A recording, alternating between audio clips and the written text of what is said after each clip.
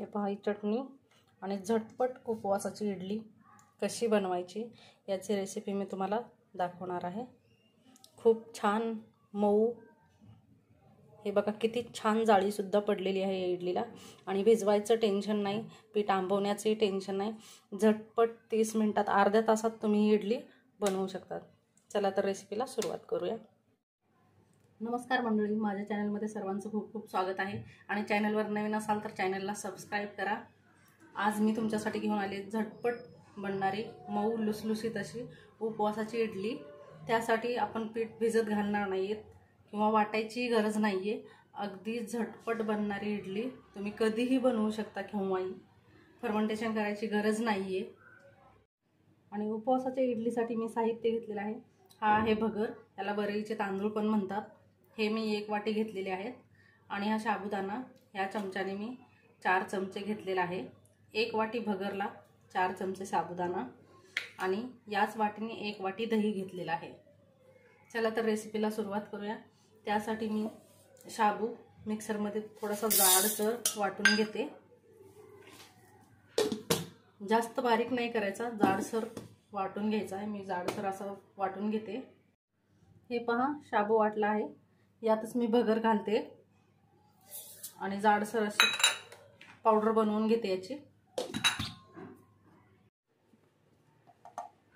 हे पहा मी या पद्धतीने पावडर बनवलेली आहे आणि याच पद्धतीने पावडर बनवून घ्यायची आहे। जास्त जाडसर पण नाही आणि जास्त बारीक पण नाहीये, पाहू शकता तुम्ही।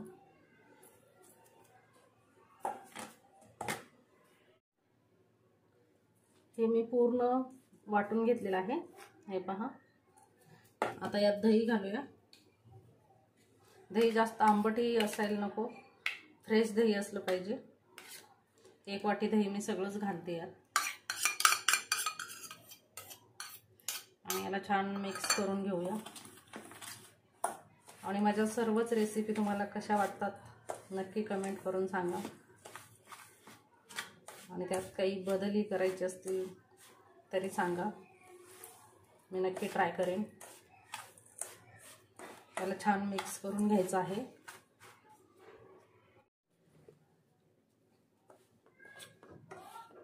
छान भिजलेलं आहे दह्यामुळे, हे बघा। आता यात थोडंसं पाणी घालूया याच वाटीत दह्याच्या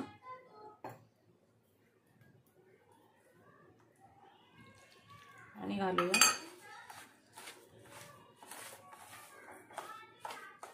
पाणी तुम्ही जसं लागेल तसं घालू शकता, जास्त पाणी घालायचं नाहीये कारण मग पीठ पातळ होण्याची शक्यता असते। आणि पीठ पातळ होऊ द्यायचं नाहीये आपल्याला, कारण झटपट इडली बनवायची आहे।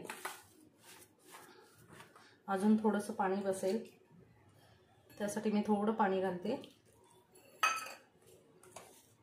आणि तुम्ही तुमच्या सोयीनुसार, वेळ असेल तसं वेळेनुसार तुम्ही अर्धा तास भिजत घालू शकता किंवा 15 मिनिटही भिजत घातलं तरी चालेल। जास्त वेळ ठेवायची गरज नाही। आणि 1 तास जर भिजवलं तर मग तर खूपच छान, खूपच मऊ आणि लुसलुशीत इडली बनते। हे बघा, बॅटर बनवलेलं आहे मी असं। जास्त पातळ नाही बनवायचं आणि घट्टच झालं तर नंतर आपण आणखीन पाणी घालू शकतो। थोडंसं पाणी घालते मी, अजून 2 चमचे।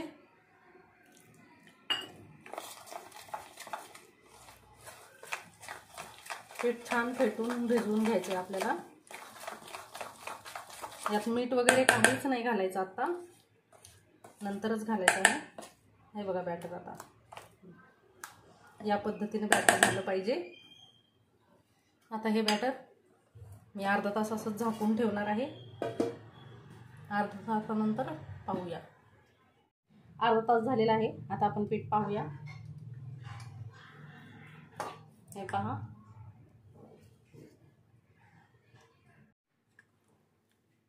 हे पहा पीठ फुललेलं आहे।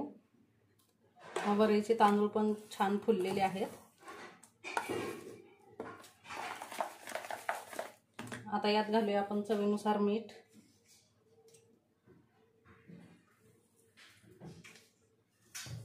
छान मिक्स करून घेते मी।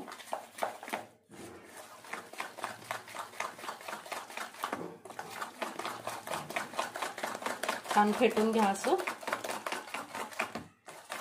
म्हणजे इडली कशी मऊ आणि लुसलुसीत होईल.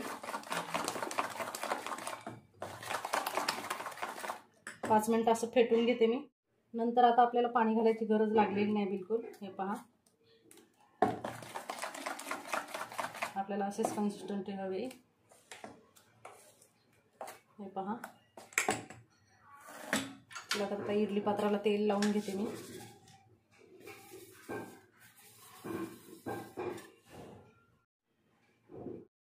मी इथे इडली पात्रामध्ये पाणी गरम करायला ठेवलेलं आहे आणि त्यात लिंबाची फोड टाकलेली आहे. लिंबाची फोड टाकल्यामुळे तळाला जे काळं होतं ते काळं होणार नाही. पाणी गरम करायला ठेवले, उकळी येऊ देऊ पाण्याला. आता यात मी घालणार आहे थोडासा सोडा, जास्तही नाही घालायचा. हे बघा, एवढा सोडा टाकते मी, 1 चुटकी. आणि याला छान फेटून घ्यायचं आहे.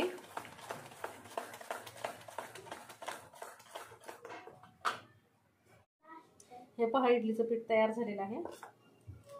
यानंतर मी तुम्हाला उपवासाची चटणी पण दाखवणार आहे इडलीसोबत.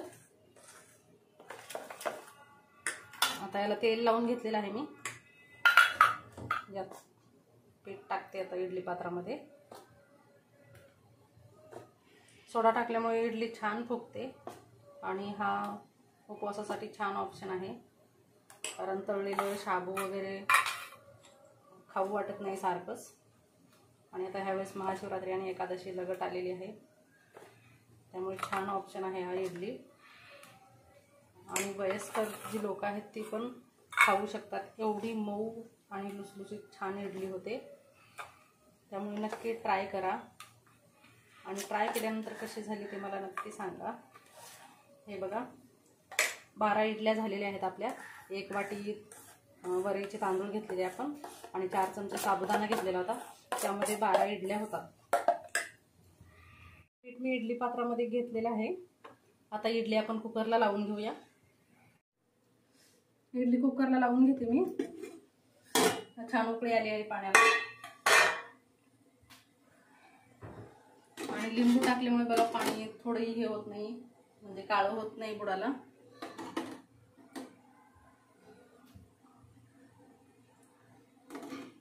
आणि गॅसची फ्लेम आपल्याला फुल पण करायची नाही आणि जास्त बारीक पण करायची नाहीये, मीडियम करायची आहे.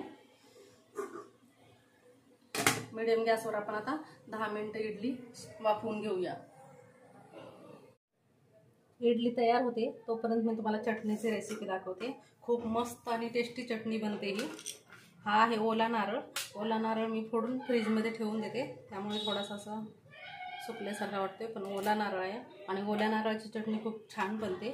त्याचे मी काप करून घेते, छोटे छोटे असे काप करून घ्यायचे आहेत. मी सर्व नारळाचे काप करून घेते. हे पहा, मी नारळाचे काप करून घेतलेले आहेत छोटे छोटे. आणि चटणीसाठी साहित्य पण खूप लागणार नाही आपल्याला. त्यासाठी मी नारळ कट करून घेतलेला आहे. आणि सुक्या लाल मिरच्या घालते 3, त्यामुळे कलर खूप छान येतो चटणीला. चवीनुसार मीठ घालूया. आणि टेस्टसाठी, फ्लेवरसाठी हिंग थोडंसं. जर तुम्ही उपवासाला हिंग खात नसाल तर नका घालू, मी घालते थोडंसं फ्लेवरसाठी. आणि थोडे जिरे, जिऱ्याने पण खूप छान टेस्ट येते. आणि आता याला असंच वाटून घेते मी, पाणी नाही घालणार आताच. हे पहा, चटणी वाटून घेतली मी. आणि आता थोडीशी साखर टाकते. बघा, ही अशी वाटून घेतलेली आहे. पहिल्यांदाच पाणी घातल्यानंतर कसं होतं, मग बारीक वाटलं जात नाही नारळ वगैरे. त्यामुळे आता पाणी घालूया थोडंसं आणि परत एकदा वाटून घेऊया. ही तयार आहे आपली ओल्या नारळाची चटणी. बघा किती छान कलर आलाय आणि खायला तर खूप टेस्टी लागते, एकदम मस्त. तुम्ही उपवासासाठी बनवत असाल तर जिरे टाका फक्त, हिंग टाकायची गरज नाही. खूप छान लागते चटणी. चला, मी आता इडली दाखवते तुम्हाला कशी झाली ती. 10 मिनिटं झालेले आहेत. आता पाहूया इडली कशी झाली. झाकण उघडताना हळूच उघडायचं आहे, कारण त्यातून खूप गरम वाफ येते आणि मग भाजण्याची शक्यता असते. हे पहा, आपल्या चाकूला लागत नाहीये. इडली छान फुललेली आहे. आता मी इडली काढून घेते.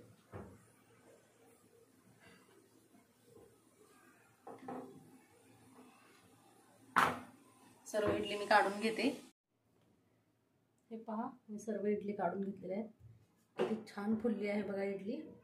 मी काढून दाखवते तुम्हाला एक इडली. चला मी काढून दाखवते तुम्हाला इडली. खूप छान तेल लावल्यामुळे हे बघा, जास्त हे करायची गरज नाही. किती छान झाली इडली बघा. हे बघा, मस्त फुलली सुद्धा.